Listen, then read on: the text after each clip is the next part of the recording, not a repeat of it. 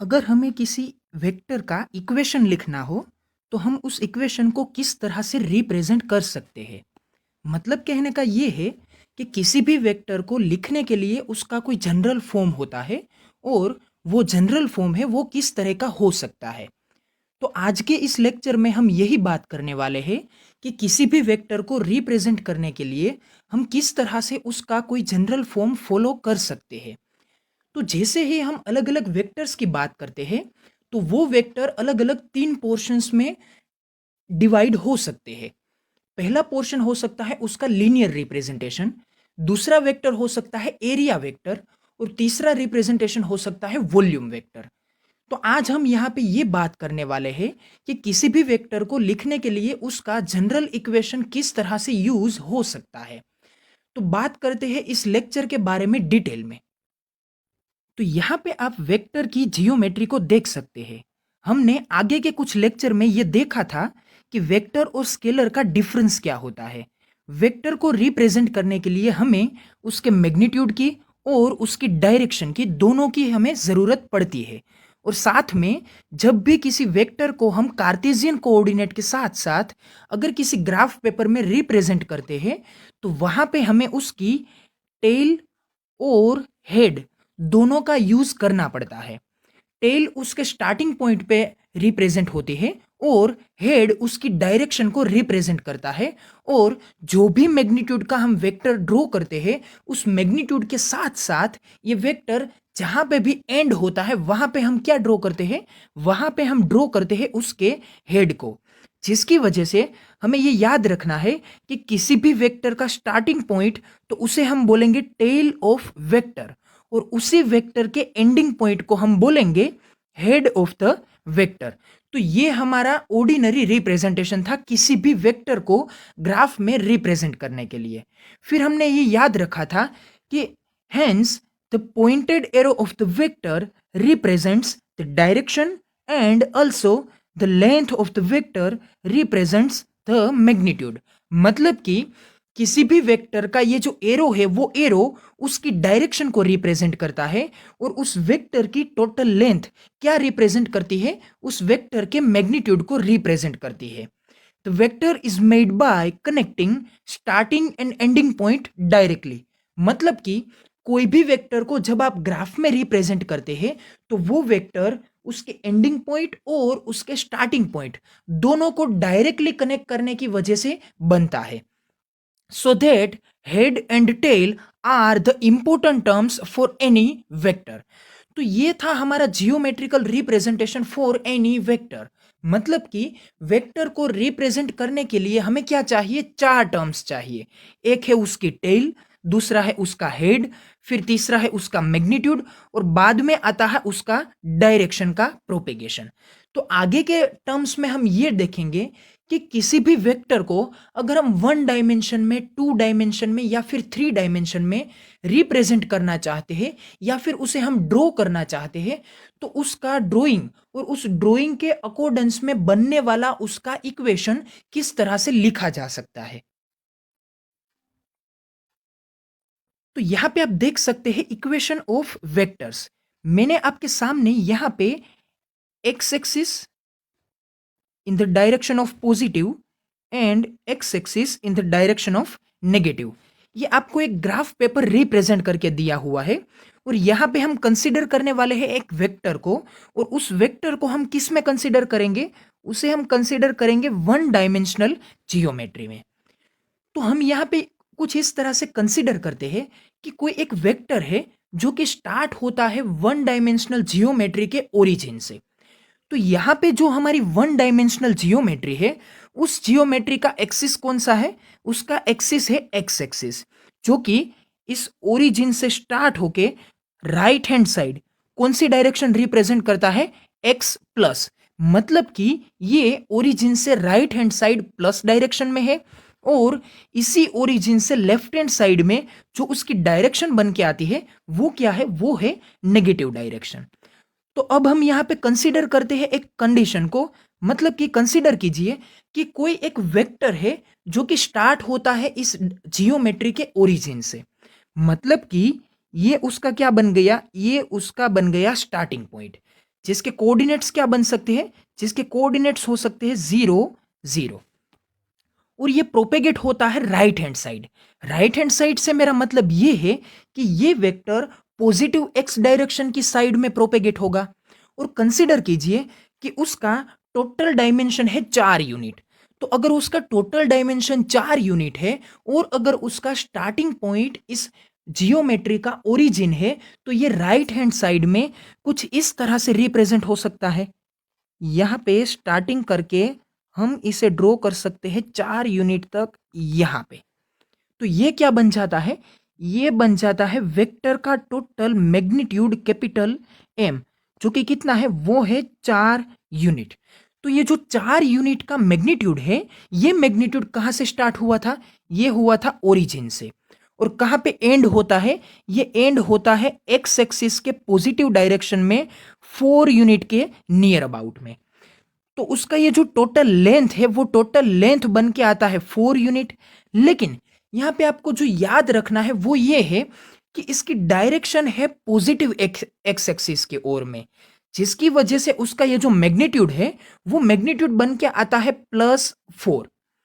लेकिन अगर आप ये कंसिडर करते हैं कि इसी तरह से कोई एक दूसरा वेक्टर है, जो वेक्टर स्टार्ट ओरिजिन से ही होता है, लेकिन उसका प्रोपेगेशन नेगेटिव एक्स डायरेक्शन में है, मतलब कि ओरिजिन से लेफ्ट हैंड साइड में, तो उसका रिप्रेजेंटेशन किस तरह से हो सकता है, तो ये वेक्टर नेगेटिव एक्स डायरेक्शन में प्रोपेगेट होगा।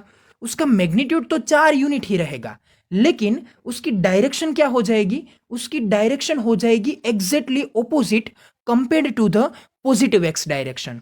सो यहां पे क्या होगा, हम यहां पे एक अलग से वेक्टर ड्रॉ कर सकते हैं, जो वेक्टर कुछ इस तरह से हमें ड्रॉ करके मिल सकता है। और इसका ये जो पूरा लेंथ है उसे हम क्या बोलेंगे, मैग्नीट्यूड ऑफ द वेक्टर। और ये जो मैग्नीट्यूड ऑफ द वेक्टर है वो कितने यूनिट है, वो है 4 यूनिट। लेकिन इसकी डायरेक्शन क्या है, इसकी डायरेक्शन नेगेटिव साइड में है। इसकी वजह से हम इसके आगे क्या रिप्रेजेंट करेंगे, हम इसके आगे एक नेगेटिव साइन रिप्रेजेंट करेंगे। तो इसका मतलब क्या हुआ, इसका मतलब ये हुआ कि अगर आपका वेक्टर पॉजिटिव डायरेक्शन में है, राइट हैंड साइड है, तो आप इसके आगे क्या लिखते हैं, आप इसके आगे लिखते हैं प्लस। और बाद में क्या लिखते हैं, बाद में आप लिखते हैं कि उसका टोटल मैग्नीट्यूड कितना है। तो ये जो टोटल मैग्नीट्यूड है वो मैग्नीट्यूड कितना हुआ, यहां पे in the accordance with this example इसका मैग्नीट्यूड बनता है 4। तो अगर हम इस केस के बारे में बात करते हैं, तो इस वेक्टर का फॉर्मल मैग्नीट्यूड बनता है +4 यूनिट। और अगर आप इस वेक्टर के बारे में बात करते हैं, तो यहां पे इसका फॉर्मल मैग्नीट्यूड बन के आता है -4। तो यहां पे ये जो माइनस साइन है वो रिप्रेजेंट करती है डायरेक्शन को, और ये जो 4 है वो रिप्रेजेंट करता है इसके प्योर मैग्नीट्यूड को। तो आई होप कि यहां तक आपको ये समझ में आ गया होगा कि किस तरह से हम मैग्नीट्यूड और डायरेक्शन दोनों को यहां पे यूज कर सकते हैं। लेकिन अभी यहां पे एक दूसरा क्वेश्चन उभर के आता है, और वो क्वेश्चन ये है कि अगर मैं आपको ये बोल देता हूं कि कोई एक वेक्टर है जिसका डायरेक्शन है प्लस और उसका मैग्नीट्यूड है 4, तो क्या आप मुझे ये बता सकते हैं कि वो वेक्टर एक्स एक्सिस में है, वाई एक्सिस में है, या फिर जेड एक्सिस में है? क्योंकि 4 यूनिट का मैग्नीट्यूड और प्लस डायरेक्शन, ये वेक्टर 3 कंडीशंस में हो सकता है। मैं आपको ये अच्छी तरह से ड्रॉ करके समझाता हूं। तो यहां पे मैंने आपको क्या बताया कि आपको कंसीडर करना है एक वेक्टर को, वो वेक्टर यूनिट में कितना लॉन्ग है, वो लॉन्ग है 4 यूनिट। मतलब कि कंसीडर कीजिए कि एक वेक्टर है वो लॉन्ग है 4 यूनिट, और उसकी जो डायरेक्शन है वो डायरेक्शन क्या है, वो डायरेक्शन है प्लस। तो ये क्या बन जाती है, उसकी डायरेक्शन। तो मैंने आपको ये बताया कि अगर कोई वेक्टर है जिसका लेंथ है 4 यूनिट और अगर उसकी डायरेक्शन है प्लस, तो वो वेक्टर 3 टाइप का हो सकता है। किस तरह से तीन तीन टाइप का हो सकता है, कंसीडर कीजिए। अगर आप एक्स एक्सिस को कंसीडर करते हैं, तो एक्स एक्सिस में 2 साइड होती है, एक उसकी होती है प्लस और दूसरी होती है माइनस। फिर अगर वाई एक्सिस को आप कंसीडर करते हैं तो यहां पे भी वही कंडीशन रिपीट होती है कि वाई में भी प्लस डायरेक्शन होती है और क्या होती है, माइनस डायरेक्शन।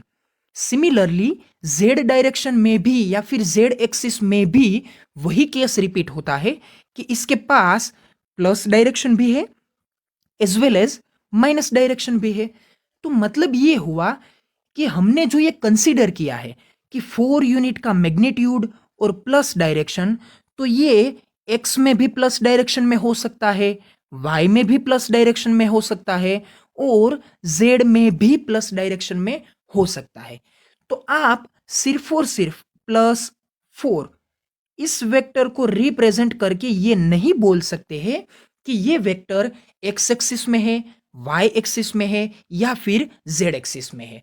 मतलब कि डायरेक्शन, मैग्नीट्यूड और इसके साथ साथ हमें यह भी बोलना पड़ेगा इसकी डायरेक्शन एक्स एक्सिस में है या फिर वाई एक्सिस में है या फिर जेड एक्सिस में है। तो अभी हमें जो एक एक्स्ट्रा क्वांटिटी को रिप्रेजेंट करना है, अगर किसी एक्स्ट्रा हेल्पिंग टर्म को यहां पे रिप्रेजेंट करना है तो वो है यूनिट वेक्टर। तो यूनिट से हमारा मतलब क्या होता है? हम जब भी कहीं ये बात बोलते हैं कि कंसीडर कीजिए कि इसका एरिया जो है वो यूनिट एरिया है, या फिर कंसीडर कीजिए कि इसकी जो लेंथ है वो यूनिट लेंथ है, या फिर कंसीडर कीजिए कि इसका जो वॉल्यूम है वो यूनिट वॉल्यूम है, तो यहाँ पे यूनिट का मतलब क्या होता है? यूनिट का मतलब ये होता है कि इसके मैग्नीट्यूड को हमें कंसीडर करना है 1। मतलब क्या होता है, आपको मैं फिर से वही एग्जांपल रिपीट करके बताता हूं। फिर से आप रिपीट करिए उसी वेक्टर को जिसकी लेंथ हमने कंसीडर की थी 4 यूनिट, वो भी in the direction of positive x. तो वो वेक्टर किस तरह से रिप्रेजेंट होता था, वो यहां पे इस तरह से रिप्रेजेंट होता था। तो हमने यहां पे 4 यूनिट किस तरह से कंसीडर किए, हमने यहां पे इस तरह से कैलकुलेट किया कि ये जो उसका है ये हो क्या है, उसका स्टार्टिंग पॉइंट, फिर ये इतना जो डिस्टेंस है उसे कंसीडर कीजिए कि ये है 1 यूनिट। अगर आपने इस एक्सिस का स्केल कंसीडर किया है कि ये स्केल 1 मीटर है, तो उसका मतलब क्या होगा? उसका मतलब ये होगा कि ओरिजिन से स्टार्ट करके ये जो आपका 1 बॉक्स है, सिंगल बॉक्स, ये सिंगल बॉक्स का डिस्टेंस होगा वो कितना होगा, 1 मीटर होगा। तो अगर ये सिंगल बॉक्स का डिस्टेंस 1 मीटर है, तो ऐसे अगर आप 2 बॉक्स कंसिडर करते हैं तो उन 2 बॉक्स का जो डिस्टेंस होगा वो कितना होगा, वो होगा 2 मीटर, और ये कितना होगा, 1 मीटर। और अगर इसी तरह से आप अगर 3 बॉक्स को कंसिडर करते हैं तो उसका टोटल डिस्टेंस कितना होगा, तो ये बन के आएगा 3 मीटर। और अगर उसी तरह से आप यहाँ पे 4 यूनिट्स को कंसिडर करते हैं तो उन 4 यूनिट की वजह से, 4 बॉक्सेस की वजह से ये जो उसका टोटल लेंथ बन के आएगा, वो टोटल लेंथ कितना बनेगा, वो बनेगा 4 यूनिट। मतलब कि यहां पे एक स्पेसिफिक पोर्शन है, एक स्पेसिफिक ब्रैकेट है, जो ब्रैकेट हमेशा क्या होता है, रिपीट होता है, और उसका रिपीटेशन कुछ स्पेसिफिक टाइम्स की बार होता है।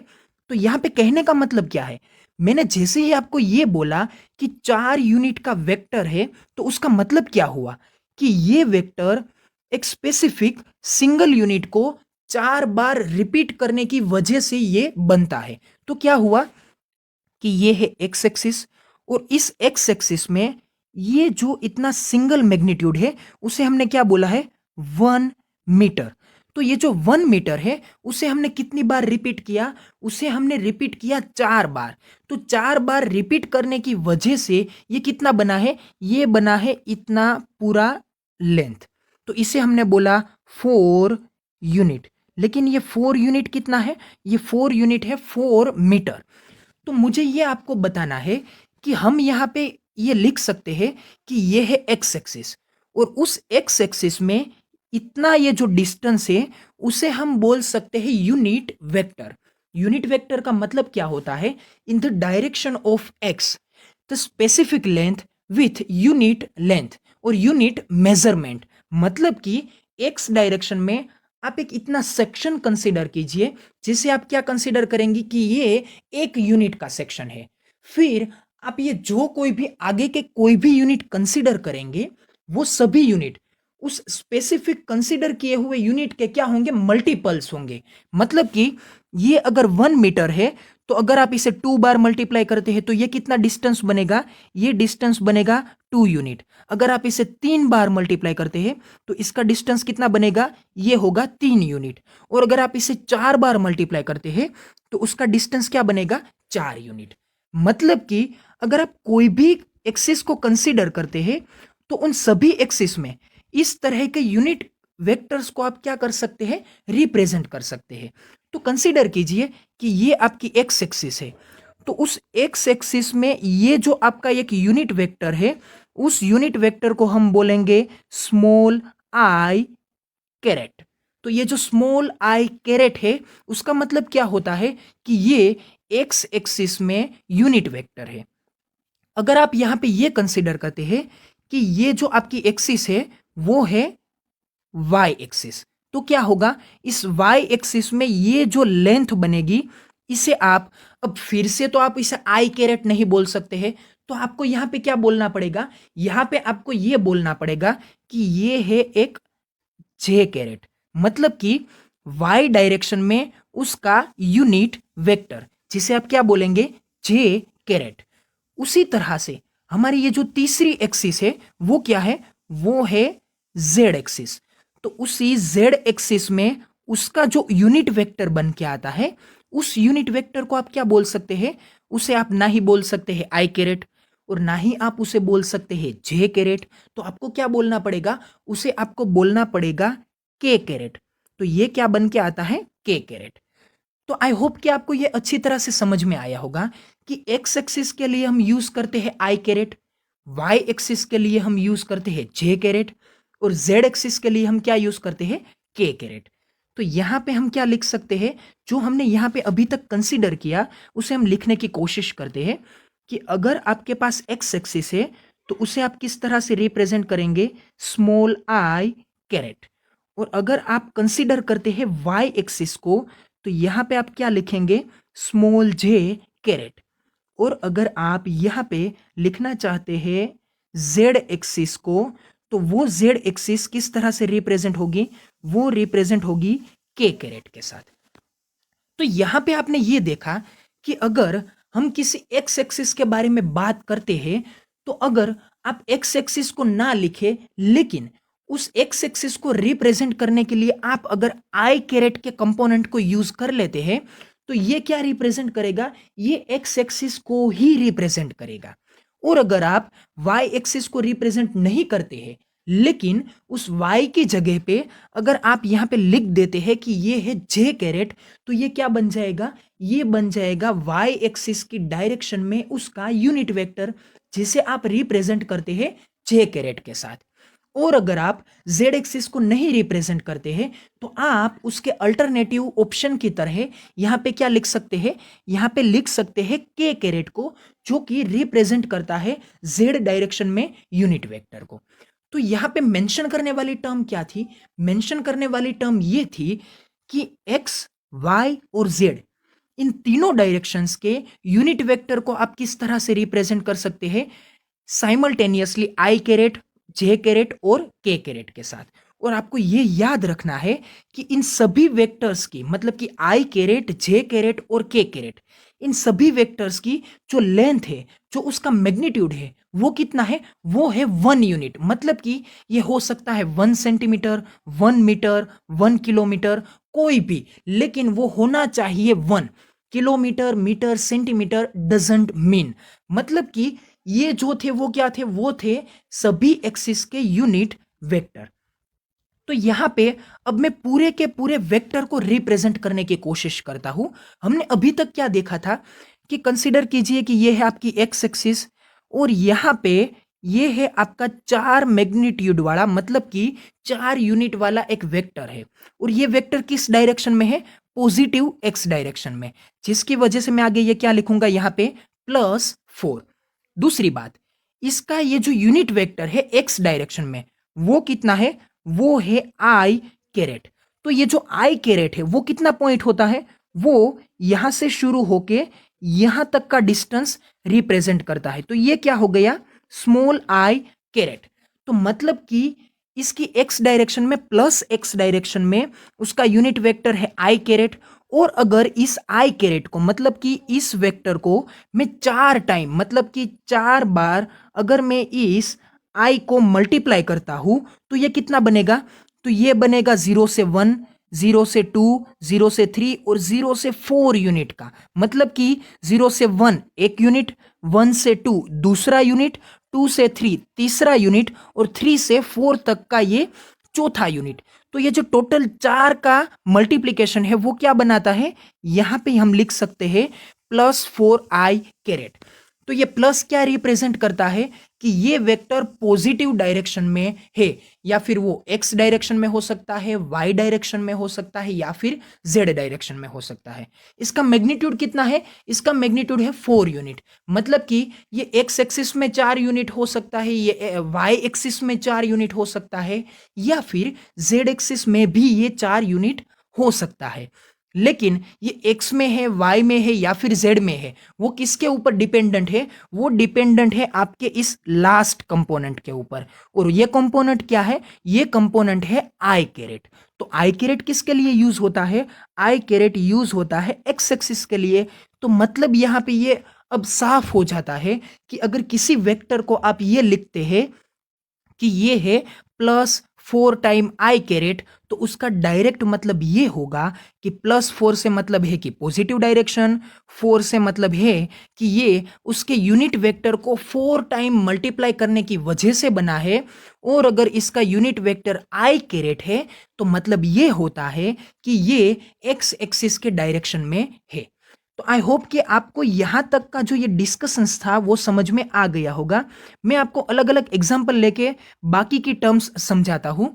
कंसीडर कीजिए कि कोई एक वेक्टर है, वेक्टर v, और इसे लिख रखा है 3 टाइम जे कैरेट और आगे लिखा है प्लस। तो मतलब क्या होता है कि ये वेक्टर पॉजिटिव डायरेक्शन में है, जिसे यहाँ पे आप डी मतलब कि ये जो प्लस है वो क्या रिप्रेजेंट करता है? डायरेक्शन को।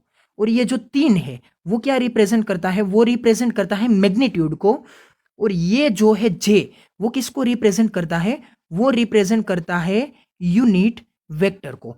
और इसी यूनिट वेक्टर की वजह से आपको ये पता चलेगा कि ये जो डायरेक्शन है वो डायरेक्शन किस में है, मतलब कि ये एक्स एक्सिस में है, वाई में है, या फिर जेड में है। तो हम यहाँ पे इस कंसीडर किए हुए वेक्टर को जियोमेट्री में ड्रॉ करने की कोशिश करते हैं। तो किस तरह से ये जियोमेट्री ड्रॉ हो सकती है? तो यहाँ पे हमने क्या बोला था कि ये जो आपका वेक्टर है वो वेक्टर कैसा है? +3 j कैरेट। तो कंसीडर कीजिए इस हॉरिजॉन्टल लाइन को एज अ वाई एक्सिस, क्योंकि इस हॉरिजॉन्टल लाइन में ही हमारे पास 3 तक के यूनिट है। तो क्या है यहाँ पे कि कंसीडर कर लिया हमने इस हॉरिजॉन्टल एक्सिस को वाई एक्सिस। फिर इस वेक्टर का मैग्नीट्यूड कितना है? मैग्नीट्यूड है 3 यूनिट। तो ये जो 3 यूनिट है वो किस डायरेक्शन में है? वो है प्लस डायरेक्शन में। तो हम इसे रिप्रेजेंट करेंगे राइट हैंड साइड। तो यहां पे ये जो पूरा डिस्टेंस है, इतना डिस्टेंस, ये क्या बन के आता है? ये बन के आता है आपका जे कैरेट। और इस जे कैरेट को अगर मैं 3 टाइम मतलब कि इन 3 ब्लॉक तक, 1, 2 और 3, 3 ब्लॉक तक अगर इसमें मल्टीप्लाई करता हूं तो ये जो उसका फाइनल वेक्टर बनेगा, ये फाइनल वेक्टर क्या बनेगा? ये बनेगा प्लस मतलब कि प्लस डायरेक्शन में। कितना यूनिट है? 3 यूनिट है। और ये जो एक्सिस है वो एक्सिस कौन सी है? वो एक्सिस है जे। तो आई होप कि आपको ये अच्छी तरह से समझ में आ गया होगा कि +3 j कैरेट इस तरह के दिए गए वेक्टर को आप किस तरह से जियोमेट्री में रिप्रेजेंट कर सकते हैं। अब मैं एग्जांपल लेता हूं नेगेटिव डायरेक्शन का। तो यहां पे हम वेक्टर कंसीडर करेंगे कि ये उसकी डायरेक्शन नेगेटिव हो। तो यहां पे फिर से कंसीडर कीजिए कि वही वेक्टर है और इसकी डायरेक्शन है नेगेटिव, और उसका ये जो मैग्नीट्यूड है वो मैग्नीट्यूड है कितना? 4 यूनिट। और उसका जो एक्सिस है वो एक्सिस क्या है? जेड। तो अगर जेड एक्सिस होता है तो उसका यूनिट वेक्टर क्या बनेगा? यूनिट वेक्टर बनेगा के कैरेट। तो यहां पे आप फिर से इस हॉरिजॉन्टल लाइन को कंसीडर कीजिए कि ये कौन सी एक्सिस है? ये है जेड एक्सिस। तो फिर से आप यहां पे किस डायरेक्शन को फॉलो करेंगे? नेगेटिव डायरेक्शन को। मतलब कि आपको ओरिजिन से किस डायरेक्शन में जाना है? आपको जाना है लेफ्ट हैंड साइड, क्योंकि ये क्या है z माइनस। तो ये जो इतना डिस्टेंस है, ये डिस्टेंस क्या बनता है, ये उसका बनता है k कैरेट, लेकिन इसकी डायरेक्शन क्या है, डायरेक्शन है नेगेटिव, तो ये क्या बनेगा, नेगेटिव k कैरेट। और इतने डिस्टेंस को अगर आप 4 बार मल्टीप्लाई करते हैं तो ये क्या बनेगा, ये है 1 यूनिट, फिर ये क्या बनेगा, सेकेंड यूनिट, ये क्या बनेगा, थर्ड यूनिट, और ये क्या बनेगा, फोर्थ यूनिट। तो ये 1 unit, second unit, third unit और 4 यूनिट, इन सभी को एक साथ कंबाइन करने की वजह से ये जो टोटल मैग्नीट्यूड बनेगा, वो टोटल मैग्नीट्यूड कितना बनेगा, वो टोटल मैग्नीट्यूड बनेगा इतना। तो ये क्या बना, 4 यूनिट। डायरेक्शन कैसी है, नेगेटिव है। और किस एक्सिस के ऊपर ये रिप्रेजेंट हुआ है, ये रिप्रेजेंट हुआ है जेड एक्सिस के ऊपर, जिसकी वजह से इसका कैरेट क्या बन के आया, कैरेट बन के आया के कैरेट। तो यहां पे मैंने एक्स एक्सिस का एग्जांपल दिया, वाई एक्सिस का एग्जांपल दिया और जेड एक्सिस का एग्जांपल दिया, और साथ में आपको इन सभी यूनिट वेक्टर के बारे में भी आपको अच्छी तरह से समझाया कि एक्स एक्सिस में यूज होने वाला यूनिट वेक्टर है आई कैरेट, वाई एक्सिस में यूज होने वाला जो यूनिट वेक्टर है वो क्या है, वो है जे कैरेट, और जेड एक्सिस में यूज होने वाला यूनिट वेक्टर है वो कौन सा है, वो है के कैरेट। तो यहां पे वन डायमेंशनल वेक्टर को अगर मैं किसी जनरल फॉर्म से रिप्रेजेंट करना चाहता हूं तो वो जनरल फॉर्म क्या हो सकता है, वो जनरल फॉर्म ये हो सकता है, कंसीडर कीजिए ये वी वेक्टर है, यहां पे आगे आप क्या लिखेंगे, उसकी डायरेक्शन को, वो प्लस भी हो सकती है और क्या हो सकती है, माइनस भी हो सकती है। तो यहां पे आप क्या लिखेंगे, प्लस और माइनस। फिर यहां पे क्या आएगा, उसका मैग्नीट्यूड मतलब कि एम, और उसके साथ साथ क्या आएगा, उसका यूनिट वेक्टर। तो ये जो यूनिट वेक्टर है वो क्या हो सकता है, आई कैरेट हो सकता है, जे कैरेट हो सकता है और के कैरेट हो सकता है। तो अगर आप इसे आई कैरेट लेते हैं तो इसकी डायरेक्शन क्या है, एक्स। अगर आप इसे जे कैरेट लेते हैं तो उसकी डायरेक्शन क्या है, वाई। अगर आप उसे के कैरेट लेते हैं तो उसकी डायरेक्शन क्या है, जेड। तो अगर आप स्पेसिफिकली एक्स डायरेक्शन में ही इस वेक्टर को लिखना चाहेंगे तो आप इसे किस तरह से लिखेंगे, vector V is equals to, consider कीजिए कि ये क्या है, प्लस डायरेक्शन, तो यहां पे आ गया प्लस, और उस एक्स डायरेक्शन में यूज होने वाला यूनिट वेक्टर कौन सा होगा, आई कैरेट। लेकिन आपको यहां पे एक मैग्नीट्यूड तो लिखना ही पड़ेगा, तो वो मैग्नीट्यूड क्या हो सकता है, कंसीडर कीजिए कि वो मैग्नीट्यूड है एक्स डायरेक्शन में होने की वजह से ए सबस्क्रिप्ट एक्स। तो यहां पे ए मैंने इसलिए लिखा है क्योंकि ये ए किसको रिप्रेजेंट करता है, इसके मैग्नीट्यूड को।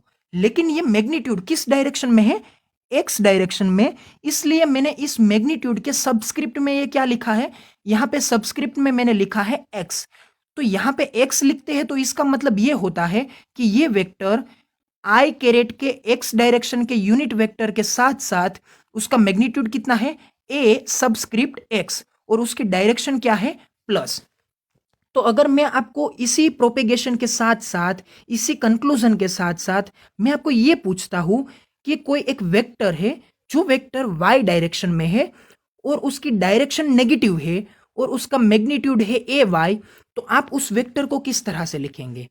तो उस वेक्टर को लिखने के लिए आपको क्या करना पड़ेगा कि उसकी डायरेक्शन है नेगेटिव, उसका मैग्नीट्यूड बनेगा ए वाई, और उसके साथ साथ उसका यूनिट वेक्टर क्या आएगा, जे कैरेट। तो ये बन गया नेगेटिव वाई डायरेक्शन में रिप्रेजेंट होने वाले वेक्टर का जनरल फॉर्म। तो आई होप कि आपको यहां पे समझ में आ गया होगा कि किसी भी वेक्टर को अगर आप सिंगल डायरेक्शन में रिप्रेजेंट करते हैं तो उसका जनरल फॉर्म क्या हो सकता है। तो उसका जनरल फॉर्म ये हो सकता है जो कि मैंने आपको यहां पे दे रखा है। तो ये जो जनरल फॉर्म है वो किसका है, ए एक्स आई कैरेट, मतलब कि ये है एक्स एक्सिस के लिए। अगर आप इसे वाई एक्सिस के लिए लिखना चाहते हैं तो ये क्या बनेगा, vector V is equals to A Y J caret, और अगर आप इसे जेड एक्सिस में लिखना चाहेंगे तो ये क्या बनेगा, मैग्नीट्यूड ए जेड, और उसके साथ साथ इसकी ये के कैरेट। तो आई होप कि आपको यहाँ तक का ये जो सिंगल डायमेंशनल का मतलब कि वन डायमेंशनल जियोमेट्री का अगर कोई भी वेक्टर आपके सामने आता है तो तो आप उस वेक्टर को अच्छी तरह से जियोमेट्री में ड्रॉ कर सकते हैं। तो मैंने आपको यहाँ पे अभी तक क्या-क्या एक्सप्लेन किया? मैंने आपको ये एक्सप्लेन किया कि एक्स एक्सिस में यूनिट वेक्टर को आई कैरेट बोलते हैं, वाई एक्सिस में यूनिट वेक्टर को जे कैरेट बोलते हैं और जेड एक्सिस में यूज होने वाले यूनिट वेक्टर को हम क्या बोलते हैं? के कैरेट बोलते हैं। और उसके मैग्नीट्यूड को हम कंपेरेटिवली ए एक्स, ए वाई या फिर ए जेड इस तरह से लिख सकते हैं। और उस मैग्नीट्यूड के आगे यूज होने वाली साइन, मतलब कि वो प्लस या फिर माइनस, यहाँ पे भी प्लस या फिर माइनस, ये किसको रिप्रेजेंट करेगी? ये रिप्रेजेंट करेगी उस एक्सिस की पॉजिटिव या फिर नेगेटिव डायरेक्शन को। तो यहाँ पे हमारी वन डायमेंशनल जियोमेट्री की जो कोई भी डिस्कशंस थी वो कंप्लीट होती है। अब हम बात करेंगे टू डायमेंशनल जियोमेट्री के बारे में। यहाँ पे हम दो एक्सिस को कंपेरेटिवली कंबाइनली यूज करेंगे, जिसकी वजह से जो वेक्टर बनेगा वो वेक्टर क्या आएगा? वो वेक्टर आएगा टू डायमेंशन में। तो देखते हैं इस टू डायमेंशन वेक्टर के बारे में नेक्स्ट वीडियो में।